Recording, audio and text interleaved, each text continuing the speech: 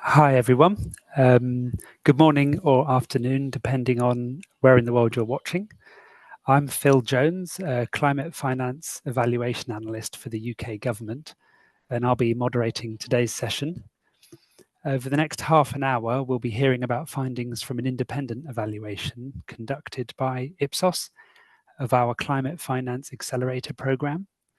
This programme plays a key role for us in accelerating climate finance flows to emerging markets and supporting innovative low-carbon projects.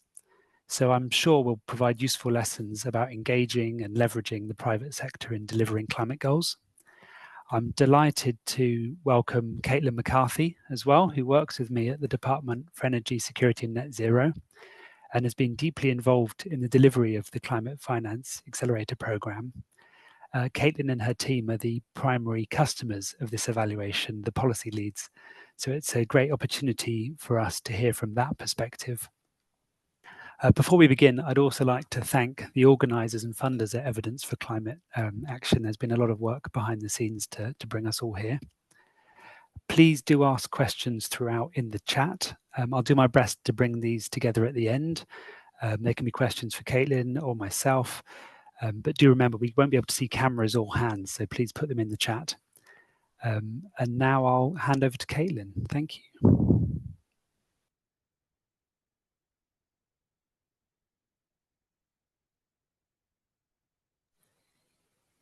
Caitlin, I can see your mouth moving, but I can't hear anything. If you have a mute button. What? I was not on mute. Can you hear me now? Perfect. Great. Yes, Thanks all. You think we'd get over it by this day and age? Let me get this up.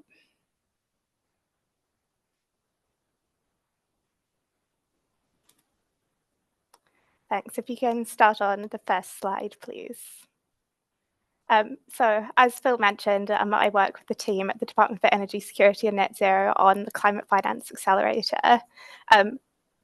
I think we can all agree we're in a climate emergency and we need to rapidly reduce our global emissions.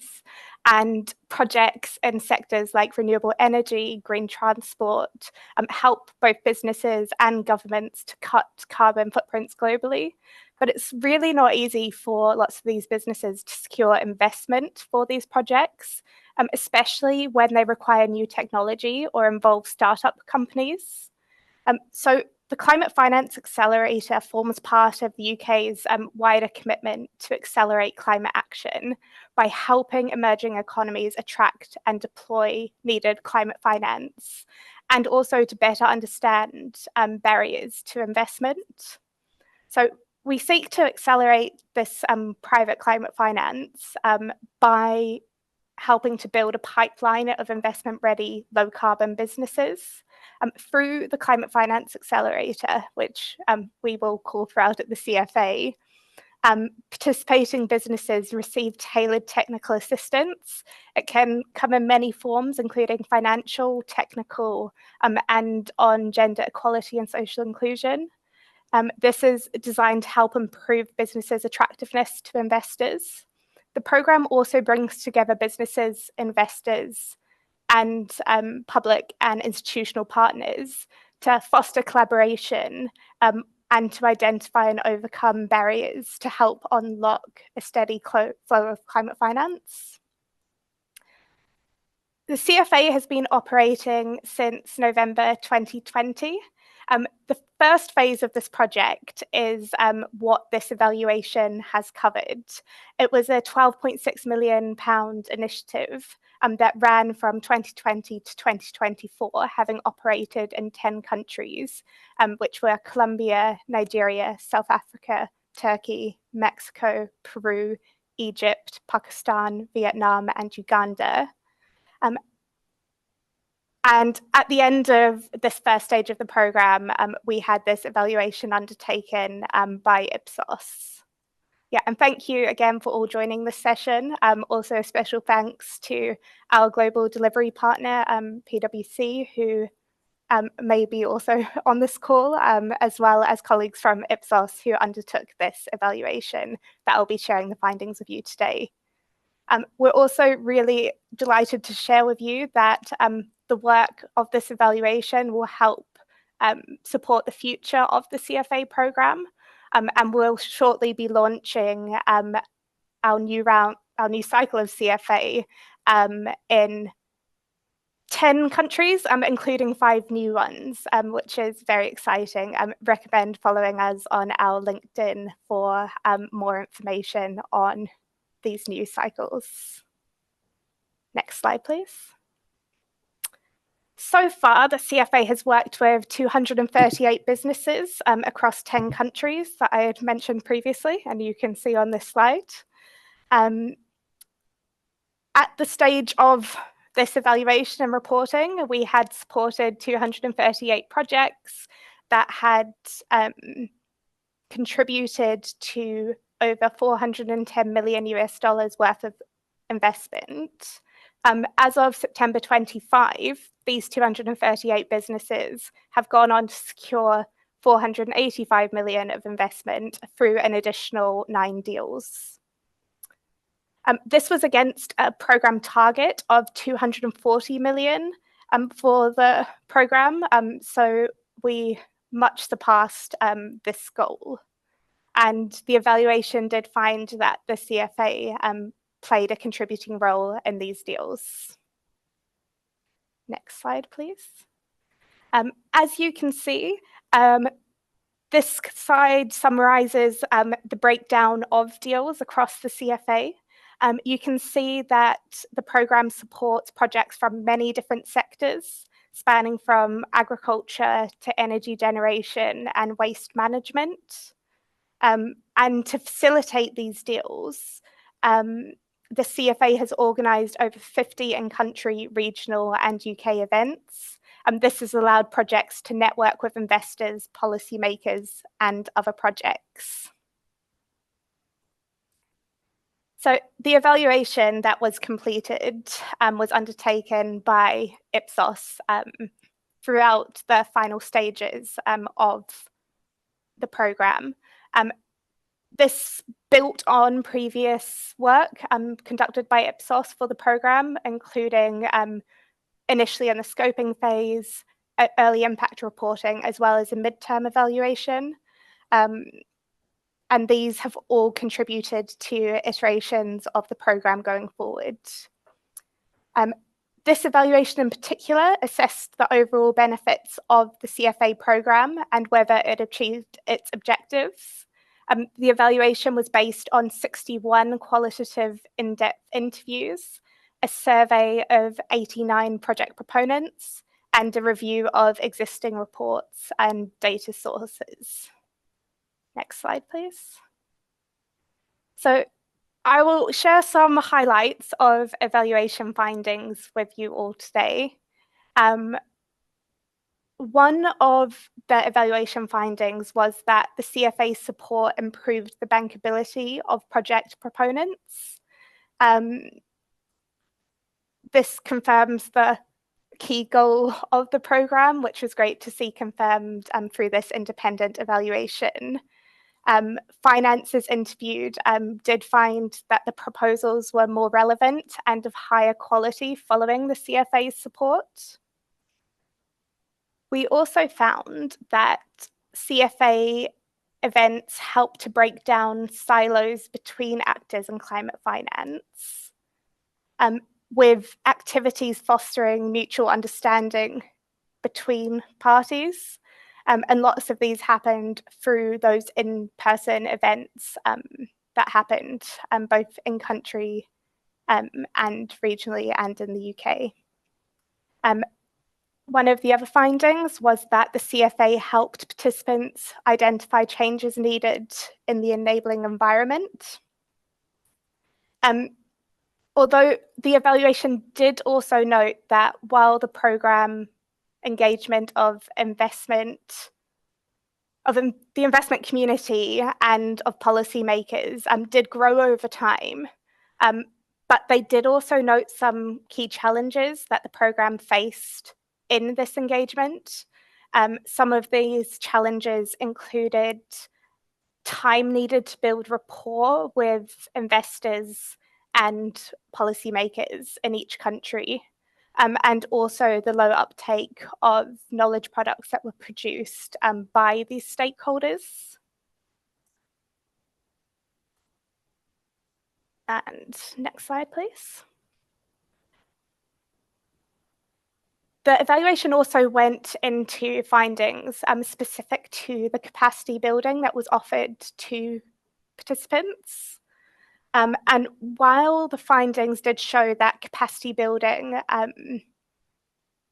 was tailored to participants' needs and project maturity levels, feedback did show that there was a need for more context-specific and stage-appropriate activities, with some more mature projects noting that the capacity offer was too basic, although they did often note that they still benefited from the wider networking offered in the programme.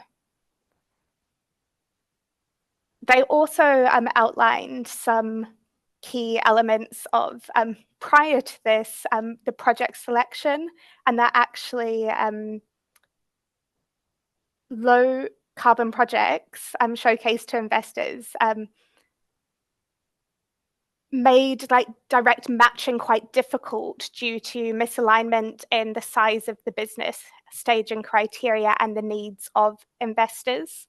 And that then often created some challenges when it came to this capacity building and the networking stage. Next slide, please. Mainstreaming of gender equality and social inclusion was a key priority of the programme and featured throughout in various activities, from selection to the capacity building. And it was really highly valued as a key success of the programme. Project proponents found this gender equality and social inclusion training to be useful for firstly enhancing the project effectiveness. That's in understanding and addressing the needs of these marginalised groups, and how that can help lead to more effective climate solutions. It also helped the businesses attract investment, with climate finance investors increasingly prioritising these GESI criteria in investment decisions. And finally, it also helped to ensure that these businesses better met international development standards, further helping the investment profiles. But while the evaluation did find that 84% of the project proponents reported an increased awareness of GESI following CFA, only 40% of the projects actually noted that they had incorporated these GESI measures into their projects at the time of reporting. This was noted to be for various reasons, including perceived tension between upholding these GESI principles and pursuing commercial interests. Next slide, please. The CFA works alongside a large ecosystem of climate finance programs and initiatives in each of the countries we operate in.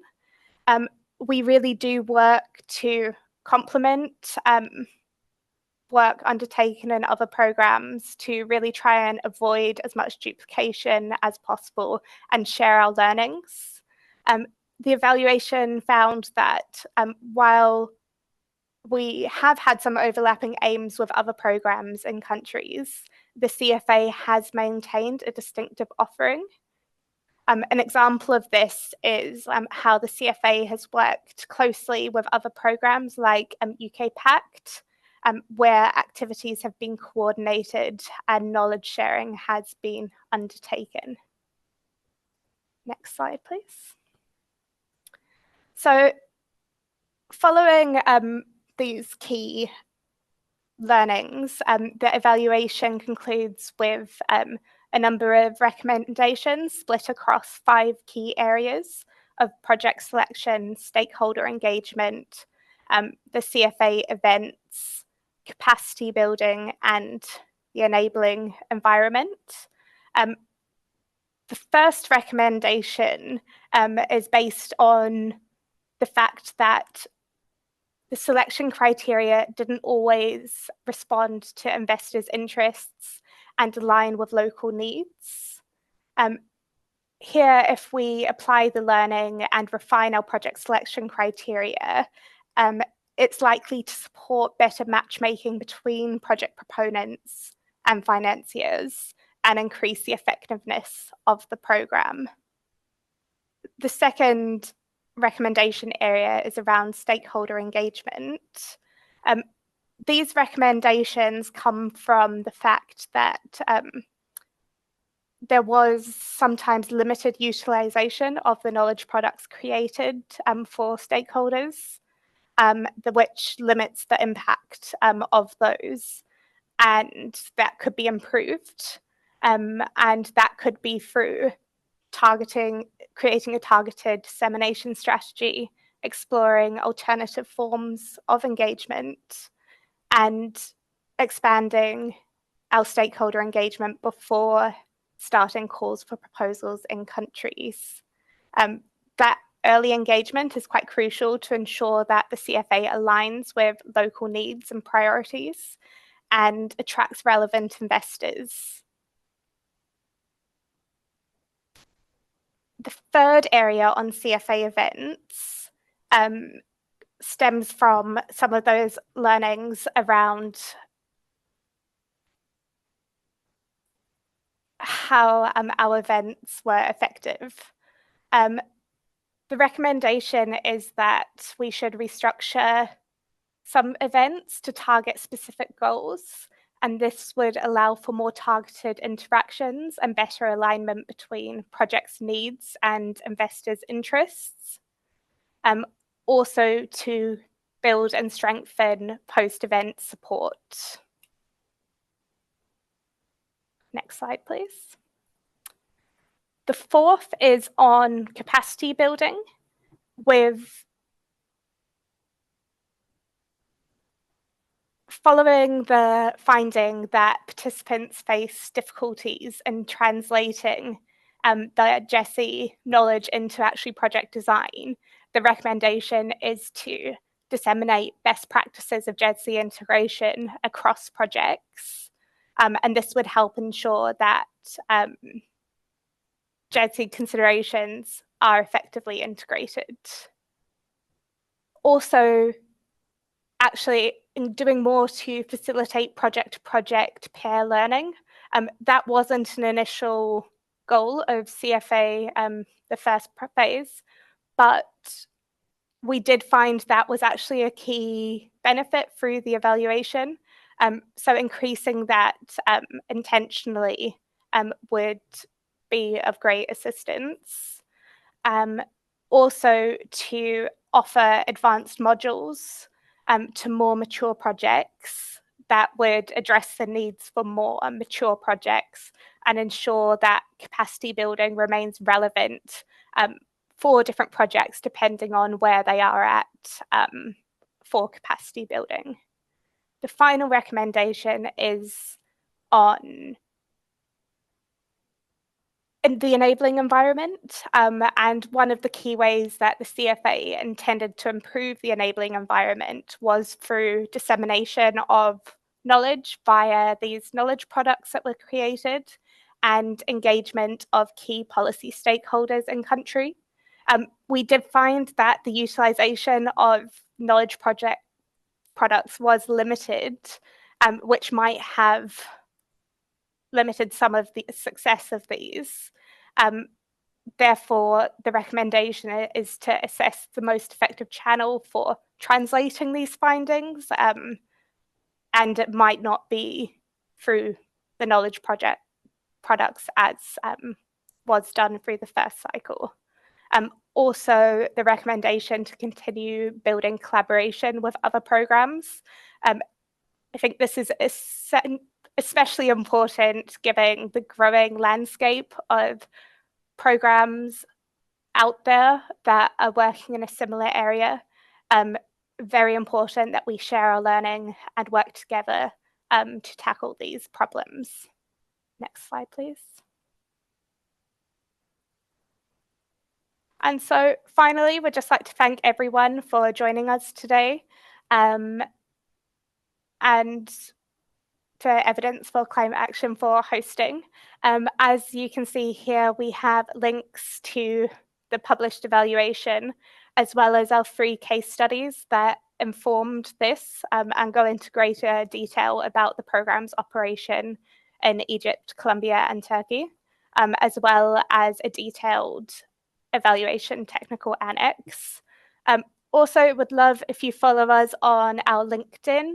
That's the QR code there, where we will be posting updates about upcoming CFA activity, as well as feel free to look at our Dev Tracker or D portal, which outlines all of our publications and transparency throughout the program. Thank you. Thank you, Caitlin, for that. We've had a few questions come in the chat. I've shared the publication link and the link to our Dev Tracker portal for further information about the programme or the evaluation. Our first sort of pair of questions are a practical CFA type question of who can apply, government bodies, private sector, what are the eligibility requirements, and how do we choose intervention sites or countries?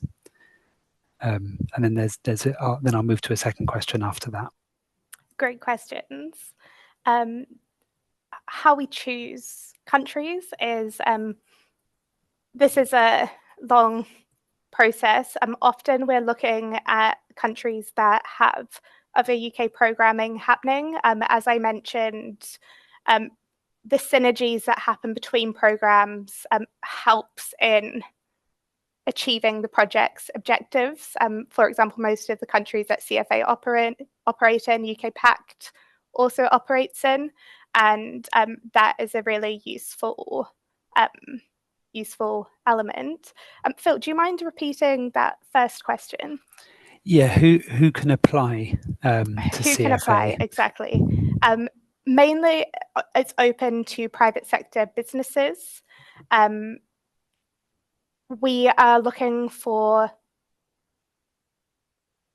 early stage businesses that are looking for investment, less so early startups. We are looking for businesses that are already quite developed in their operation, and that can really help. That can help with the assistance of our program to really link up with investors. Thank you. The next question is focused more on the knowledge products with stakeholders and why we think there was limited uptake of some of these knowledge products.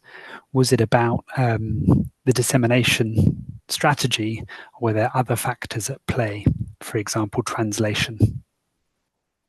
Yes, good question. I think from the evaluation, we found it was mostly because of dissemination and that building of relationship with stakeholders in country, and potentially if that had been done earlier, that would have really helped. We do translate lots of our resources in various countries, which I think has been incredibly helpful. We do not, like in Colombia and Mexico, all of our work is in Spanish. And I think that translation really does help engagement as well. Great, thank you. 2 questions on financiers. What type of finance is the CFA seeking to support access to? And in an environment with other financiers at play, how does CFA differentiate itself? Yeah, great questions. The CFA is agnostic to the kind of financing we receive. Typically, we have found so far in the successful investment cases, this has happened through more local in country or regional investment to businesses rather than larger scale international. But the financing can be debt or equity. It is not dependent on that. Sometimes that local regional investment can be subarms of larger international corporations that have domestic or regional arms, which is an interesting find as well. Great, and we've got another question here on, and this is on the technical expertise. How are we sourcing technical expertise given there's such a diverse portfolio?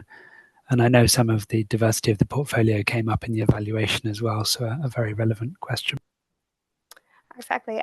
So lots of supplying this technical expertise is done through our global delivery partners who have a network of experts in these spaces.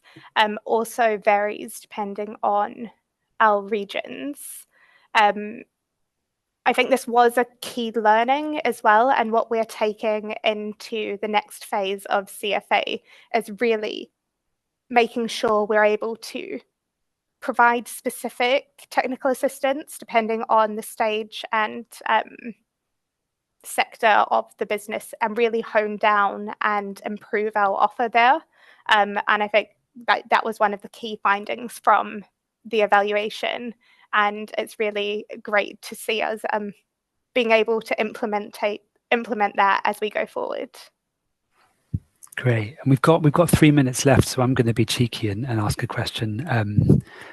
I'm an evaluation practitioner, and I dare say there are others listening, and you're a policy program delivery person. What's useful and what's less useful about reports such as this? What can we do better? What works? I think this is like an incredible resource we have. Anytime we're able to take a step back and look objectively at how our program's operating and how it can improve is highly important. I think the fact that this was independent added a layer of rigor to this evaluation as well, and I hope that individuals completing the evaluation surveys and interviews felt that they were able to be really honest and open, and potentially more than if it was coming directly from the program. I think what is less useful can be if lots of the findings are things that we already know about the program. What is really useful is when there are nuggets of new information, and that can really strengthen our program going forward.